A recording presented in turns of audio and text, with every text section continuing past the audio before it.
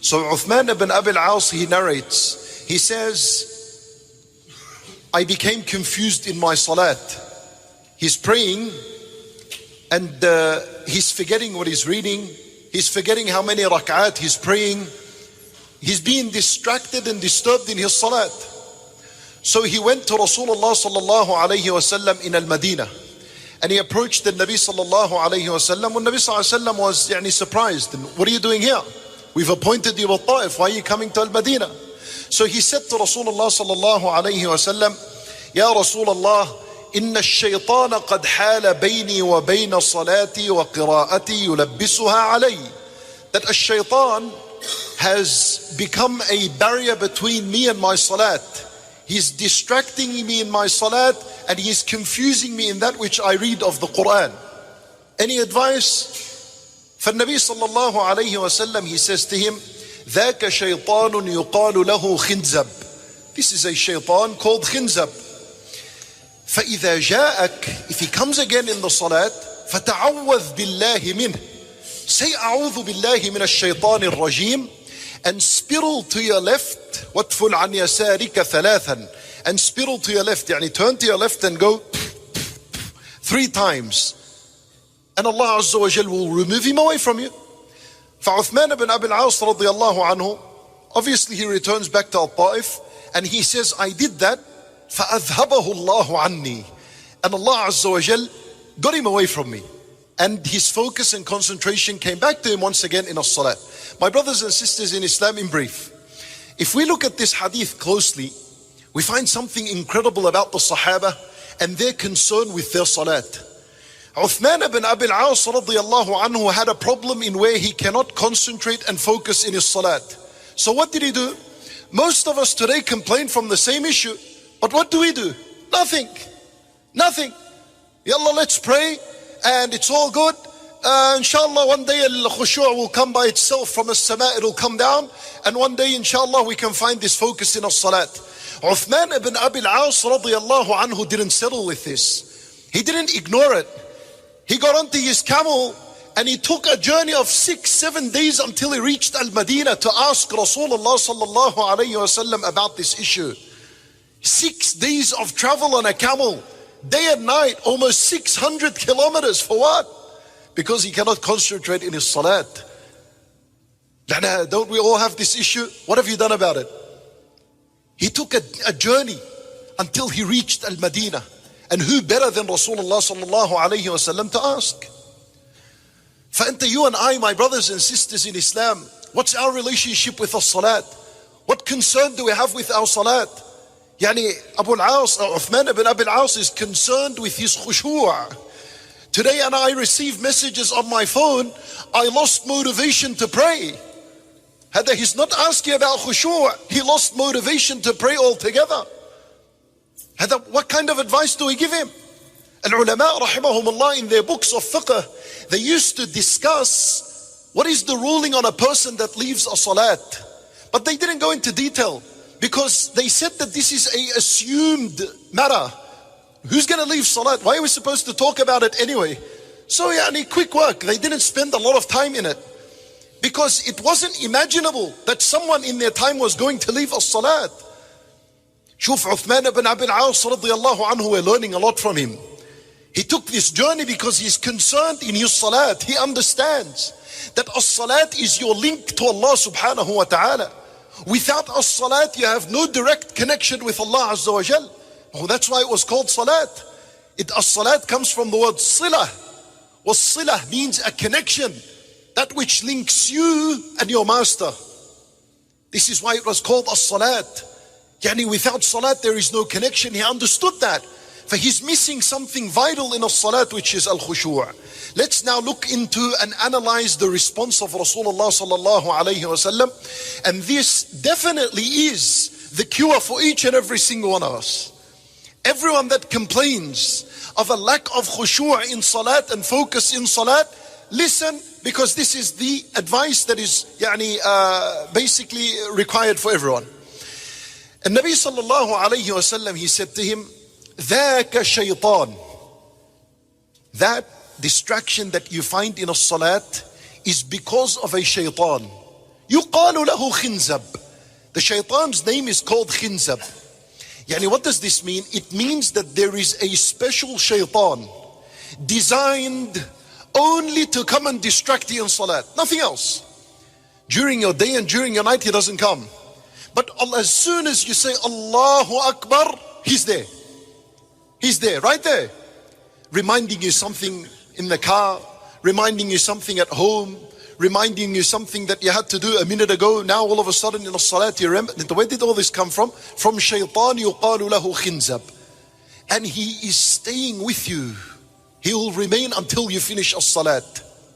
فالنبي صلى الله عليه وسلم is saying to Uthman ibn Abi al-As, this is a shaitan called Khinzab. Why do we have to know there's a shaitan called Khinzab? Why? لأن النبي صلى الله عليه وسلم wants us to know, beware and stay focused and stay alert, that as soon as you begin the salat, there is an enemy trying to steal from your salat.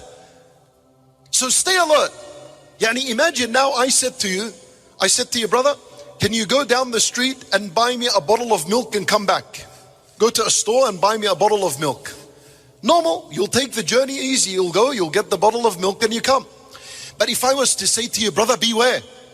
There are thieves on the road. There are robbers on the road. I don't know, the road is not safe. Beware.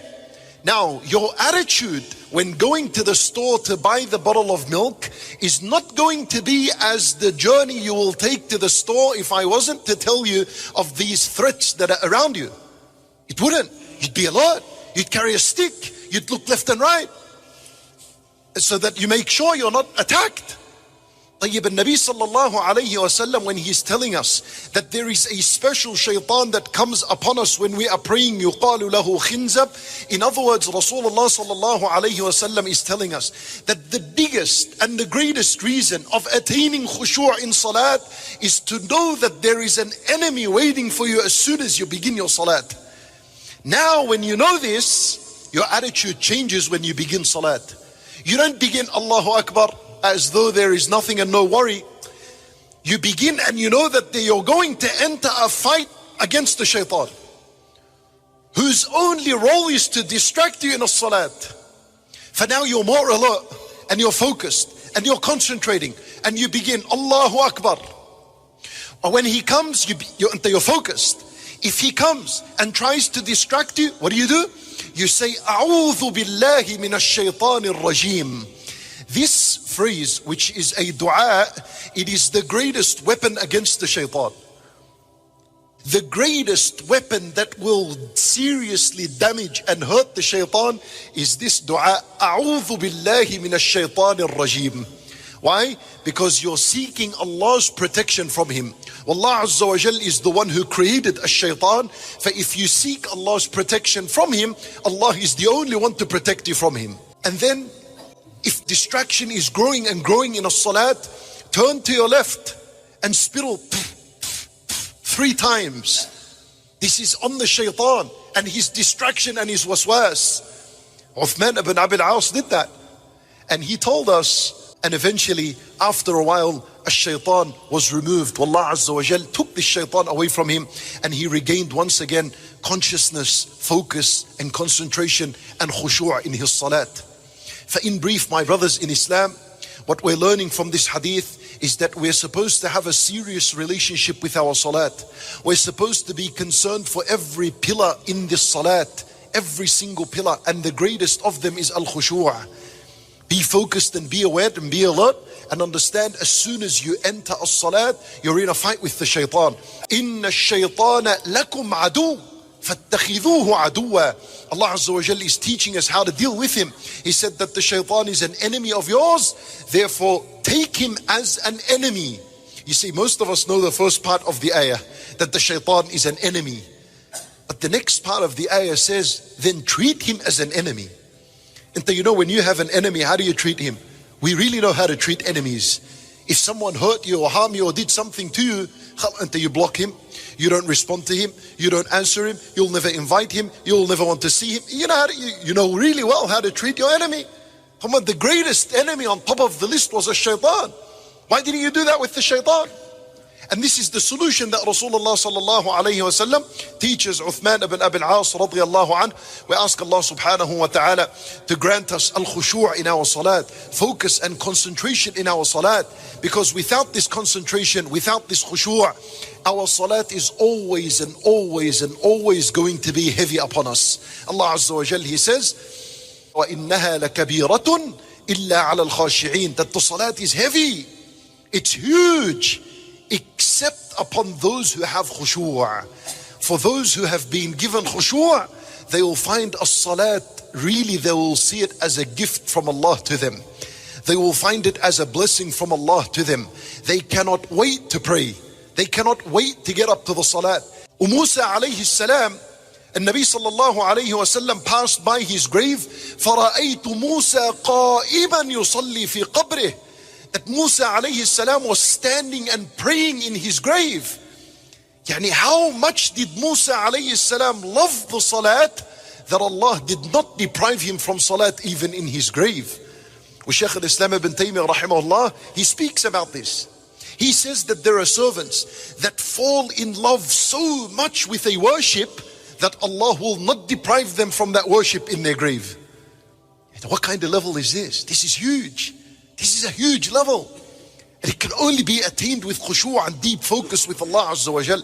For my brothers and sisters in Islam, to ask Allah Azza wa Jal to grant you this kind of khushu' and to grant you the ability to have khushu' in your salat and in your worships. We ask Allah subhanahu wa ta'ala to accept from us all. Wa sallallahu wa sallam wa baraka ala nabiyyina Muhammad wa ala alihi wa sahbihi.